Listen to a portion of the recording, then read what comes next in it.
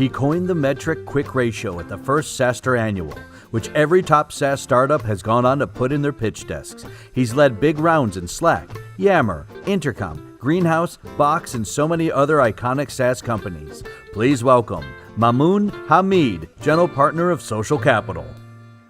Hi everyone, it's so good to be here with my people, the SaaS people of the world. Welcome.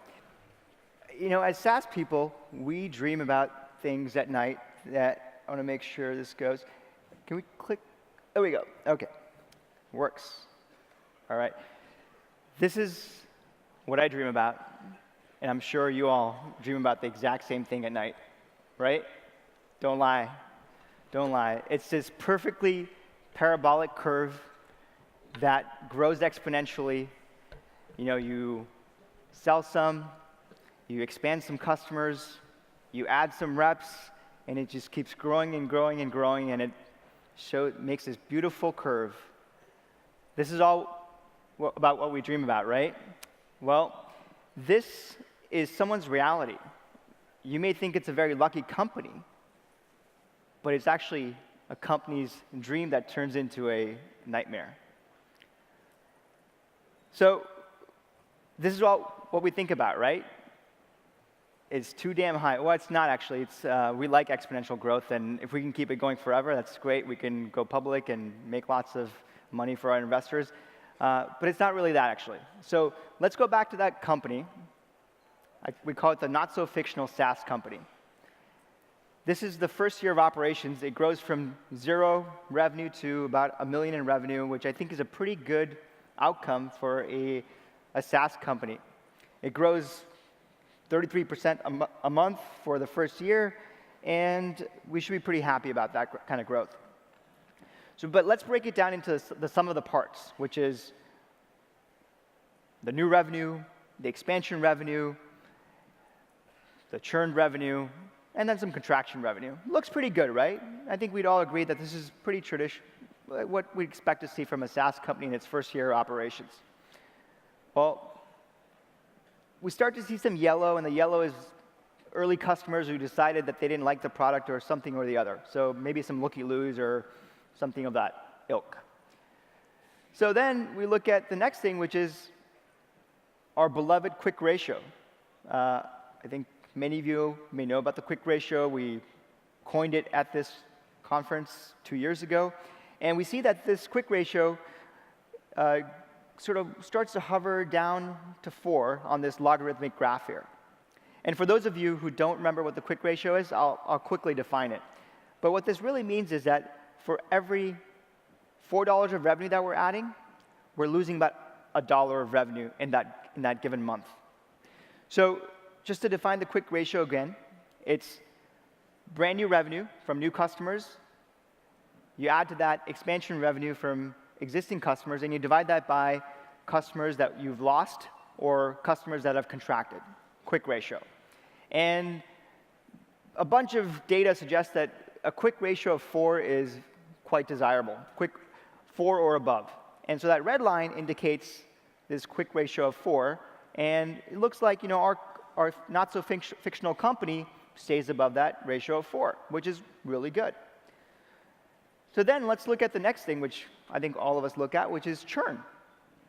And here we see that this company, you know, has some choppy churn up in the beginning.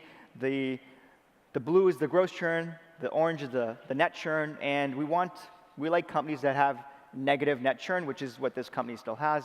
So, but you know, I wouldn't read into it too much. It's early days, and churn really doesn't show up until later. Maybe some warning signs. So let's recap this company.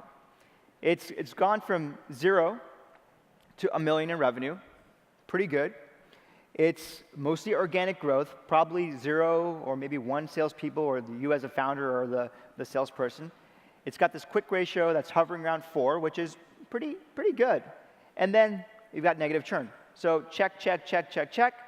Series A likelihood greater than 90%. It's very scientific. So now let's play this out. Let's go to year 1 through 3. And so we've charted the first 12 months on a 3-year scale. And You already saw these numbers. Now let's plot out year 2 and 3 for this company, Not-so-Fictional. And, whoa, look at this. Wow, that's nice. That's the dream. 9% growth for the next 2 years, and parabolic, exponential, beautiful. Looks great. We're on fire. You're ready to go raise your Series B. You can count the money in the bank, the $25 million Series B you're going to raise from Byron at Bessemer, right? No? Hey, Byron. And then let's break it down further. We start to see a lot of yellow. It's churn showing up. It's customers who don't like our product, they don't find use in it, something. It's a lot of yellow there, but still there's a lot of blue and a lot of orange. And so looking at this chart, I think that things are pretty good. But if we start to look at the quick ratio, it's starting to hover all the way down below that 4 and down to close to 2. That's trouble. That's real trouble. That indicates that for every $2 of revenue that you're adding, you're losing $1. That's a lot of work that you're doing to just offset the churn from your customers. So early signs of trouble. So let's look at churn. And churn indicates, again, gross churn is going up, and we're no longer in the negative net churn territory. So to recap, this not-so-fictional SaaS company has gone from $1 million in revenue to $9 million, which is spectacular, right? Like, all of us would want that. We would fund it if you showed us these numbers. But it also took you 20 salespeople, a lot of work. You had to hire them, like half of them didn't work out, and they didn't attain to their quotas, but it took about 20 salespeople to get to this $20 million of revenue. Then you had this expansion revenue, which was offset by all the yellow, the churned revenue. So a bunch of customers who weren't all that happy with your product, or they just didn't find value in it, something happened, and that's not good. And you saw that because of that, the quick ratio started hovering close to 2, which is problematic. And we saw the churn charts starting to trend in a place where they don't look that good. And worst of all, we're burning about $1 million a month to achieve this type of growth. And the $1 million a month comes from 20 salespeople, lots of engineers, the gross margin on $9 million of revenue. You net it all out, and you're at about $1 million a month of burn. The top line would indicate very fundable company, but the bottom line and the actual underlying metrics suggest that we have a problem. We have a leaky bucket problem. We're losing more customers faster than we're able to add customers on the top. And the only reason why we're able to just survive is because we have some customers who are expanding as well. So how do we make sense of this? How do we actually get down to the bottom of the root cause of what's going on in this not-so-fictional company?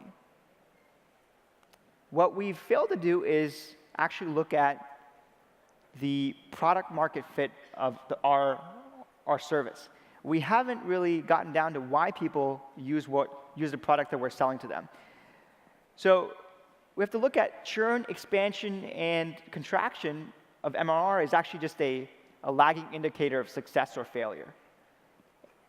And we should be looking at something very different. Why are people using the product we're selling to them? We have to find the leading indicator of success or failure. And for that reason, we all have to think about this. You have to find your North Star. Your North Star is something that is underlying to the product and the service that you're delivering. And it's really important to get to that North Star. And we'll talk about some of the things that you could find in your product that are your North Star, and I'll provide some examples in just a minute. So MRR, the thing that we dwell on so much is the price that your customer pays, and the North Star is the value that they get. It's a measure of the value that you deliver. And so think hard about what your North Star is, even just now. Just start thinking about that North Star.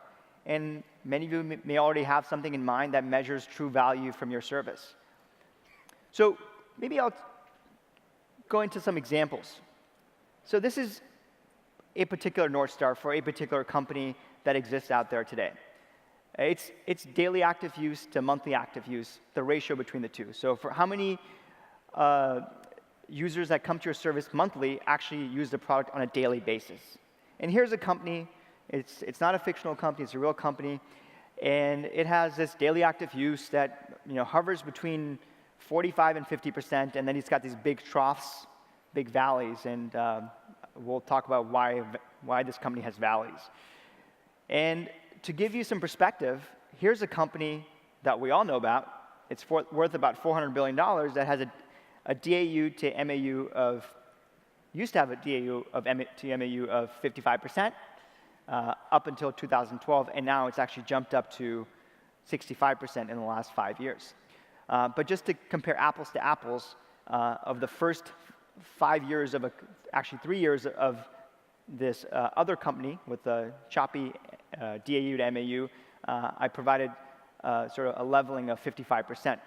Can anyone guess what this company is? Oh, you're right.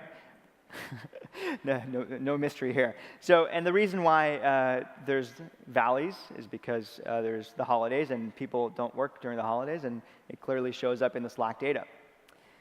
And wait a second, I actually have another company I want to put up here. And here's a company that has also has a DAU to MAU metric that it uses as its North Star. And any guesses here what this could be? Any guesses? It's also a SaaS company, originally out of France. Founders here will be here talking later today. It's a company called Front. And it's a shared inbox app that brings all external messages, so email, text, Twitter, Messenger, into one unified inbox where your colleagues can triage those messages, assign them to each other, respond to those messages. And because it's email and it's messages, it's a daily active use product. People use this product to get their job done. They use it every day to be productive, to solve customer issues, solve external issues. So if Slack is for internal communication, then we look at Front as being the service for external communication. And so here you look, and it's got this off-the-chart DAU to MAU, jumped up after the holidays, hovering around 60% and 65%. And Slack, not too shabby at 55%. So two pretty spectacular DAU to MAU. But this doesn't have to apply to your company. You may not have a DAU/MAU business. You may have files previewed or files downloaded, or you're a security company. You have some other North Star metric. But that's how to think about your North Star. It's the value that your product is delivering. So what's a good North Star? Bad ones are MRR and paid seats. That's just doesn't tell you about the value that you're delivering. Good ones are things like DAU, MAU, messages sent, but they're really bulk metrics. Better ones are beyond that, even test your product market fit in even a better way. So the number of messages sent within 30 messages of sign up, or an L28 chart that shows that if you were in the product for 16 days out of the 28 days. So here's some examples of some other North Star metrics of other companies that are in the social capital portfolio. Box, you all know Box, number of file actions. Intercom, a lot of you probably know about this company. Number of customer interactions. ClearSlide, pitches viewed. Greenhouse, recruiting software. Hires made, one login, single sign-on. Number of apps signed into per DAU. And Netscope, security company, number of apps monitored per service, per user. So again, you can vary your North Star, obviously, based on the business that you have, but you can also evolve your North Star metric over time, because what may be relevant to Slack 3 years ago as the DAU to MAU may be actually a much more different metric that's important to them now, because they've checked that box. Now it might be a much more refined view on what's important to Slack today to grow from, the big company that it is to being a behemoth, and it may be a different North Star, actually. So to recap, the North Star is all about the value that you're delivering and making sure that it's greater than the price that your customer pays. And so focus on that, and that's how you will find your North Star. So let's go back to our fictional, not-so-fictional SaaS company, and let's see what happened over time. So we saw this chart, 0 to 1 million, pretty awesome, up to 10 million in 3 years, really great. But then let's start looking at what happened after that. This is what happened. It grew, but then it plateaued. It added MRR, but then it also lost a bunch, and we can see that in this next chart, where this yellow just started to dominate, yellow and gray, like contraction and churn revenue started to dominate, which showed up here in the churn. But this churn is kind of deceiving. If you look at it, it's really the gross churn is around 1 to 2%, and the net churn is between 0 and 1%. So, but that's because the denominator, which is the total ARR, makes those numbers seem pretty small. So that's why, like later in life, this churn can be quite deceiving. You might say, hey, our churn, monthly churn is 1.5%, but that's really, at this stage of a company, not that relevant. What is relevant, though, is looking at the quick ratio. And here you see that the quick ratio is very quickly coming down to 1. What that means is for every $1 of revenue, you're losing $1 of revenue. You're pretty much in a treadmill. You've like fully fulfilled that leaky bucket promise that we talked about and fulfilled that dream that turned into a nightmare. And so what does this mean? So your new revenue is barely making up for your churn revenue, which means that you're not going to be able to raise money. You're going to make sacrifices, which means that you're not going to build the product you need to stay competitive. And less competitive product means more churn, and people will leave your company. They'll go to the next best SaaS company, and you enter this vicious cycle. And this is the problem that we see a lot of companies facing, is that you get to this point and you're at the vicious cycle because you forgot where you came from, which is like you led with product. You led with the North Star. So don't become one of these companies. So, and instead, do this. Thank you.